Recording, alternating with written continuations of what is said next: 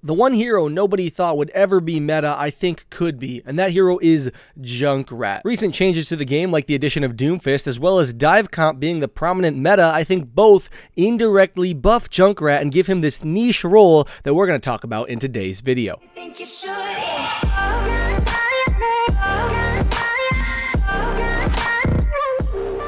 So what is your purpose as Junkrat? What is this niche role you've got? Well, it's not breaking shields, and it's not, just fragging out the entire enemy team. It's actually about area denial. If you set down some traps, maybe a concussion mine, and you fire your primary weapon as Junkrat in a certain direction, you're going to deny people the ability to go through that area, unless they use certain abilities that protect them and allow them to do so. Otherwise, they're just going to die and take a lot of damage. A lot of the time, this was used previously at choke points, just spamming into the choke point, shooting down a Reinhardt's shield. But given that Reinhardt isn't very meta anymore, seems like Junkrat has lost his job, right? Well, he's actually gained a new one. Junkrat is now re-employed because Junkrat does exceptionally well against dive comp, at least uncoordinated dive comps, which are what you see in most competitive games. Not at the highest ranks in pro play, but nobody's running dive like they are in pro play. So Junkrat actually does a great job of denying it, and he also counters Doomfist to the highest degree, and we're going to talk about both of those things. Let's start by talking about Junkrat versus dive comp, and this probably wouldn't work at pro play, but we're not all pro players. In fact, I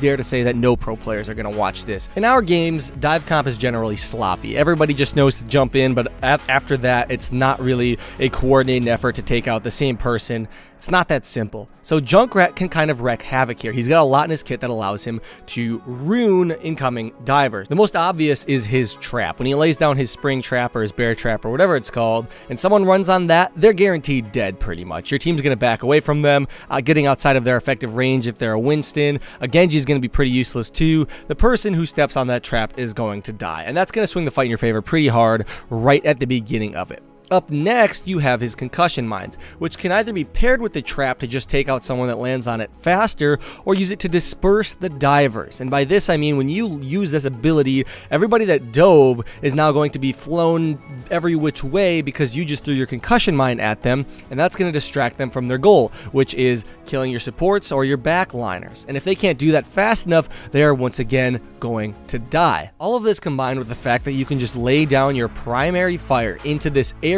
and deny the area from the enemy team is going to be pretty big. Winston is a very easy target to hit with your primary fire. Diva is as well if she's not defense matrixing, but defense matrix only lasts so long, so you can hopefully either use that or trap her because she also runs into traps a lot. Before we talk about him versus Doomfist, I'd like to talk about the final perk of running Junkrat into dive comp, and that is him himself is very hard to dive. If the enemy team identifies and recognizes that you're kind of ruining their dive, they're going to maybe dive you first or target you and prioritize you. But you can't forget that Junkrat has a decent amount of mobility on his own. His concussion mine not only knocks him in a direction that he chooses, but will knock you in a direction as well. So if he gets dived by a Winston, if the Junkrat plays it right, he can knock Winston away from him and him away from the Winston at the same time, creating a big distance gap between them. And then if your team follows up, they can either kill the Winston, or Winston will have to then use his next jump on you, in which you can lay a trap down or use another concussion mine.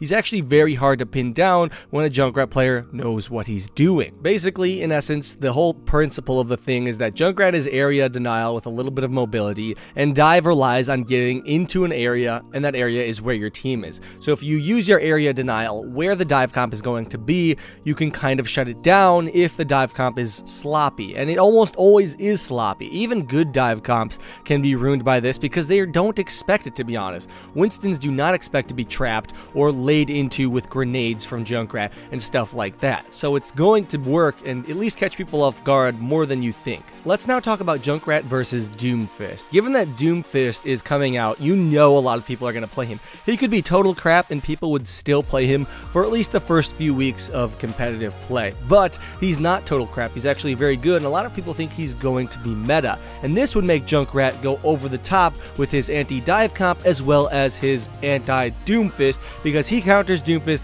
in a lot of ways. Let's first talk about his traps. It's true that right now a fully charged Rocket Punch will destroy both Concussion Mine and his trap that Junkrat can lay on the ground, which you'd think renders them useless, but it really doesn't if you play this right as Junkrat for a few reasons. The first one simply is the Doomfist has to fully charge his Rocket Punch to actually destroy it. Anything less, and well, if it doesn't do 100 damage, it won't kill the trap and Doomfist will get trapped, which is usually a free kill for Junkrat if he's anywhere in the area. The second one being, if he does destroy the trap, then he has stopped his movement for a very short period of time. Whenever he hits a trap, even if he breaks it with his Rocket Punch, he stops moving. The Rocket Punch halts, which means you have a solid window of opportunity, a little window of time where you have some easy shots you can land into him and an easy Concussion Mine to hopefully finish him off for a kill. The third one is Doomfist takes a while to fully charge up his punch, and his movement is slowed while he does so, which means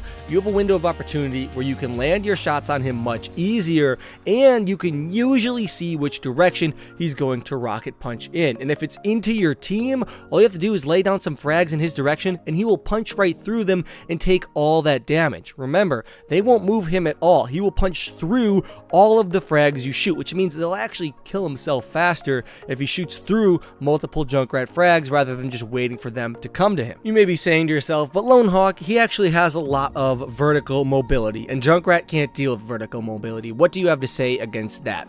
Well, it's true. Doomfist does have quite a bit of vertical mobility, but he doesn't ever really maintain that vertical mobility. He can only maintain time in the air by using his uppercut and then a Rocket Punch, but regardless, after he uppercuts, he is falling, and there's not much that will stop him from falling. Even his Seismic Slam just brings him to the ground in a different direction, and those are both on long cooldowns. This isn't a Pharaoh we're dealing with, so Doomfist is on the ground a lot of the time. And this actually brings up another point. When Doomfist is in the air, his movement is more predictable. You can't move as fast and change directions as fast in the air, so when he's high up, it's easy to tell where he's going to land, and that gives Junkrat yet another opportunity to lay waste to Doomfist. The final counter you have as Junkrat to Doomfist is your passive, and your passive is going to be pretty powerful against this guy in multiple ways. The first one being, he's just going to be in your general vicinity a lot of the time. Doomfist is a close range hero, so when you die as Junkrat, he needs to get out of the area if he doesn't want to get hit by your Total Mayhem passive, where you drop explosives. But on top of that, Doomfist's ultimate, drops him out of the sky as a meteor strike and slams into the ground. If he kills you in his ultimate, you kill him back most of the time, because when Doomfist ults a Junkrat, he will kill the Junkrat, but there is a short period of time where you cannot move as Doomfist after a meteor strike, and if he lands directly on you, that means he's landing directly on your Total Mayhem, and he can't move, so it will kill him. It's actually a really funny interaction that I've only heard of. I've never actually seen done because it's really hard to recreate, but if you look at the numbers and the math and Doomfist's ultimate, it is true and it does work. Given all of these interactions, I do think Junkrat could be better than he is now. I'm not saying Junkrat is a god tier hero that's going to tear up the competitive scene, but he does tear up Doomfist, and he can work against dive comps, especially people that don't know how dive comps truly work. They're just playing Winston because they heard he's meta, and they're playing Tracer because they know she belongs in a dive comp, which is a lot of the time. So tell me what you guys think of this video. Be sure to follow me on Twitter at Lone Hawk. It's a 0, not an O. There will be a link for that down below, but you should do it because all the other YouTubers make fun of me because I don't have any Twitter followers because you guys don't follow me. So follow me, get that done, get it moving, get it rolling. If you don't have a Twitter, go make a Twitter just to follow me, because that's what a true fan would do. Yeah. Anyway, I'll see you guys all later. Have a good one. Lone Hawk out.